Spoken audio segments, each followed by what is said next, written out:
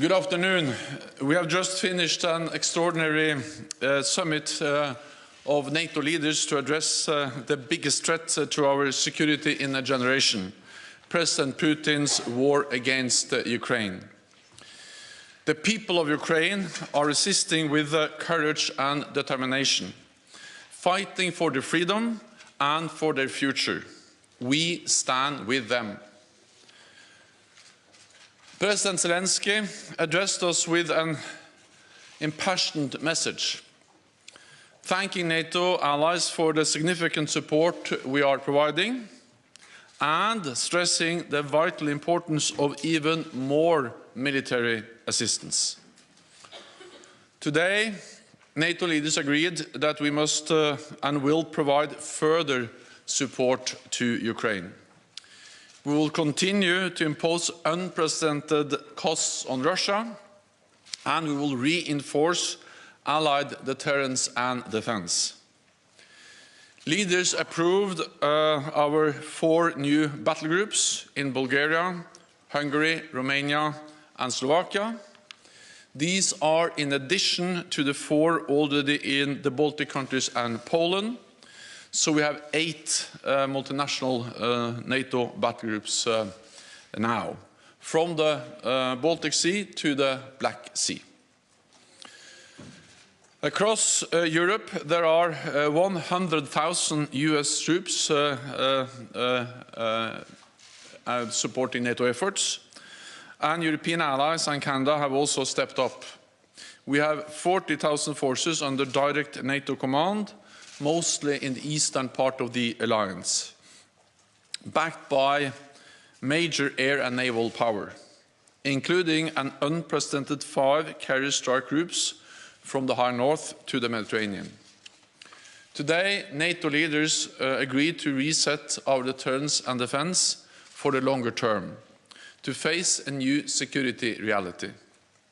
On land, we will have substantially more forces in the eastern part of the alliance at higher readiness, with more pre-positioned equipment and supplies. In the air, we will deploy more jets and strengthen our integrated air and missile defense. At sea, we will have carrier strike groups, submarines, and significant numbers of combat ships on a persistent basis.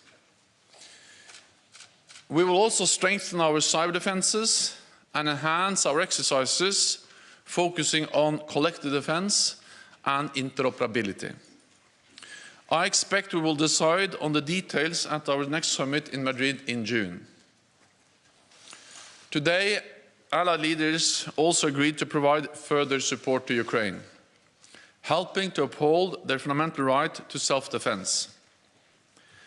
Allies are also equipping Ukraine with significant military supplies, including anti-tank and air defense systems and drones, which are proving highly effective, as well as substantial financial and humanitarian aid.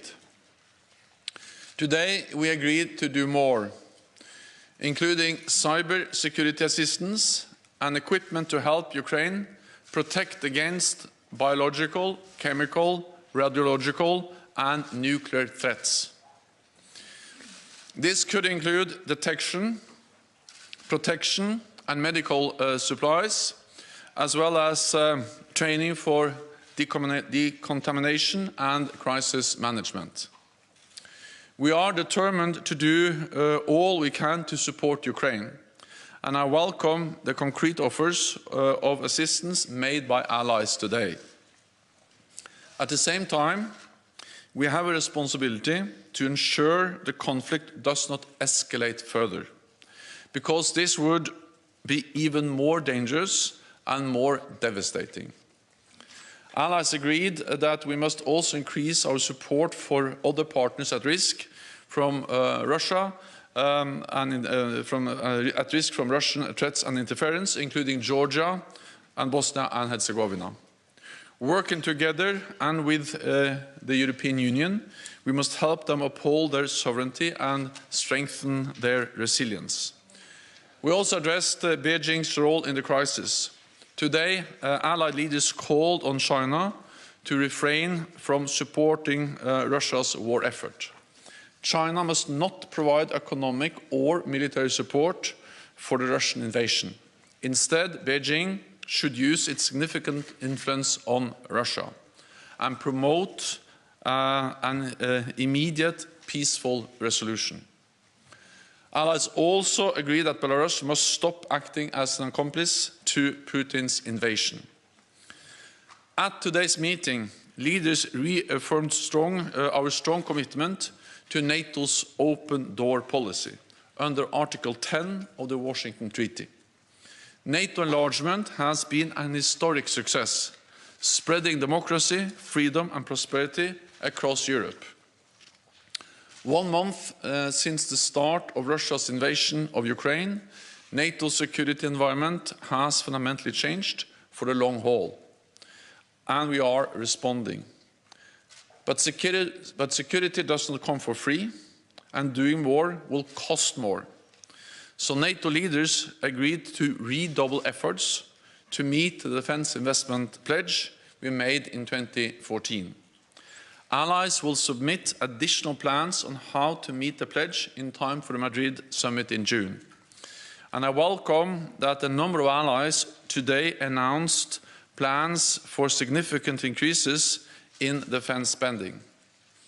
At this dangerous time, transatlantic unity and solidarity are vital. Europe and North America are standing and will continue to stand strong together in NATO.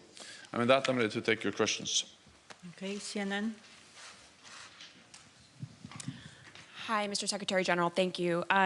President Zelensky, in his address to NATO, accused Russia of deploying phosphorus munitions. I'm wondering whether NATO has seen evidence of that and what your response is or would be. And then I'm wondering, did you discuss during this meeting a permanent basing of forces in any of these countries, such as the Baltics, and abandoning the NATO-Russia Founding Act? So we are resetting NATO's deterrence and defense for the long term, with more troops, with more air assets and more maritime capabilities. We have already increased our presence in the East, and today we decided on 4 new battle groups, and the leaders agreed to task our military commanders to provide options for a long-term reset of our presence, our military posture in the eastern part of the alliance and across the whole alliance. Details will be then decided at our summit in June. But that comes on top of what we have already done. So this is long-term. We are prepared for long haul because we can already today say that the Russian invasion, President Putin's invasion of Ukraine, has changed our security environment for the long term. It's a new reality. It's a new normal, and NATO is responding for the long term. We have seen very credible reports about the use of military force against civilians, and of course this is of great concern for all NATO allies.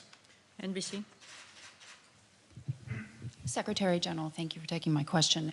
How do you believe NATO will respond if China begins to support Russia economically and perhaps with military supplies? And also, do you believe that there's a role to play for NATO when it comes to alleviating energy costs? And I'm talking about speaking directly to Saudi Arabia and other OPEC producers. Thank you. So NATO allies are coordinating their efforts when it comes to also energy security, and it was also addressed in the meeting today to step up supplies, to diversify sources of supply, and also to reduce dependence on supplies from Russia. And later on today, I also participate in the G7 meeting, and of course, in different frameworks, G7 working with the EU, there are different formats where NATO allies address the need to strengthen energy security and reduce dependence on Russian oil and gas. Our message to China is that they should join the rest of the world and clearly condemn the brutal war against Ukraine and not support Russia, neither with economic support or, of course, not with military support. Okay, we'll go to Interfax Ukraine, lady in the second row. Yeah. General News Agency Interfax Ukraine. I would like to ask you if Polish leadership put at the table today for discussion the proposal to send peacekeeping mission to Ukraine, and if yes, what kind of discussion it was, and is there some conclusion? Thank you. As we discussed a wide range of issues, and the message is that we have to stand united.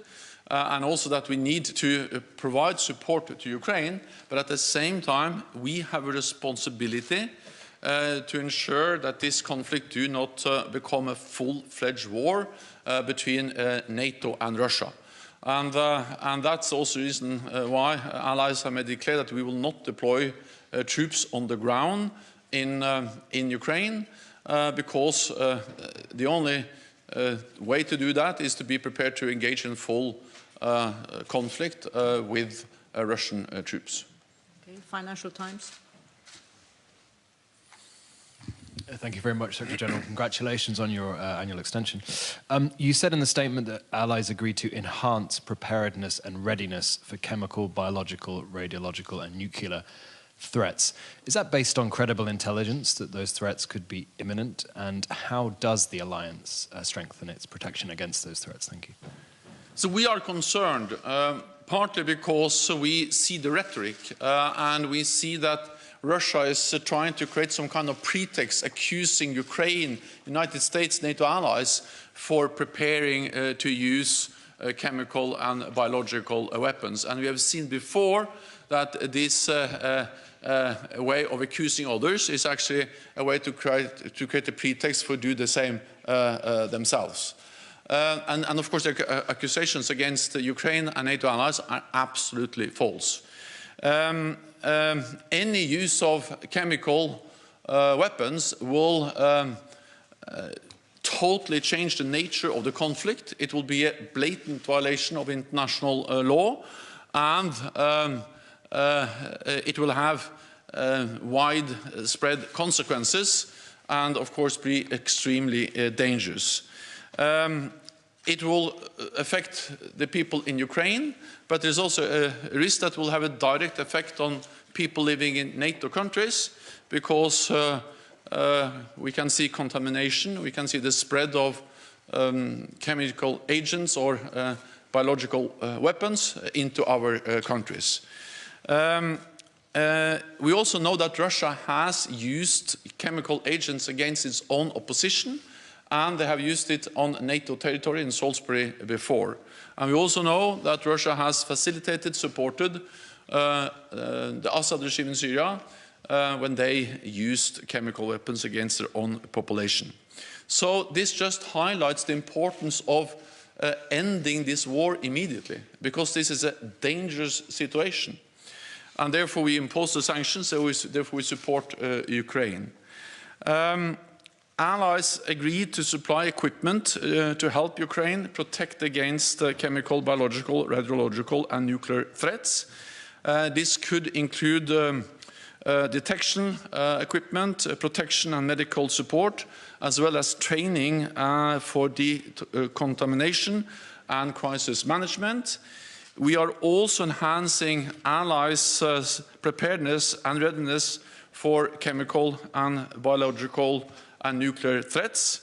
Our top military commander, General Walters, has activated NATO's chemical, biological, radiological and nuclear defense elements, and allies are deploying additional chemical and biological and nuclear defenses to reinforce our existing and new battle groups. So we are taking measures both to support Ukraine and also to defend ourselves. Okay, we'll go to Al Jazeera. Secretary General James Bays from Al Jazeera. President Zelensky, when he addressed you, recalled the fact he first spoke to you a month ago, and he says he didn't get clear answers.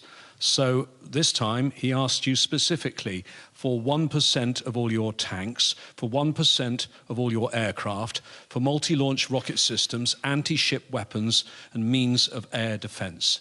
A very specific list. What is your clear answer? We all listened very carefully to President Zelensky, and many of the leaders in the room have had contacts with him over these weeks. I also spoke with him, and the Ukrainian defense minister participated in our defense ministerial meeting last week. We listened carefully, and of course we took note of his very compassionate message to all NATO allies. NATO allies provide significant support to Ukraine.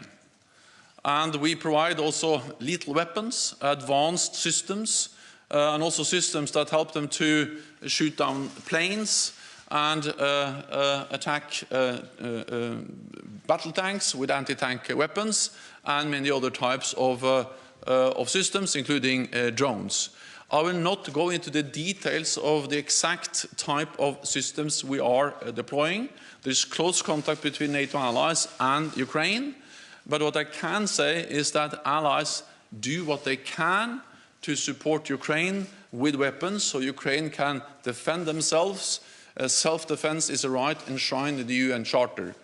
At the same time, we have a responsibility to prevent this conflict from becoming a full-fledged war in Europe involving not only Ukraine and Russia, but NATO allies and Russia. That will be more dangerous and more devastating. And I think we have to be honest about that, and that's exactly what we have been in our meeting today, and also what I say to you in the press conference now. So again, no clear answer.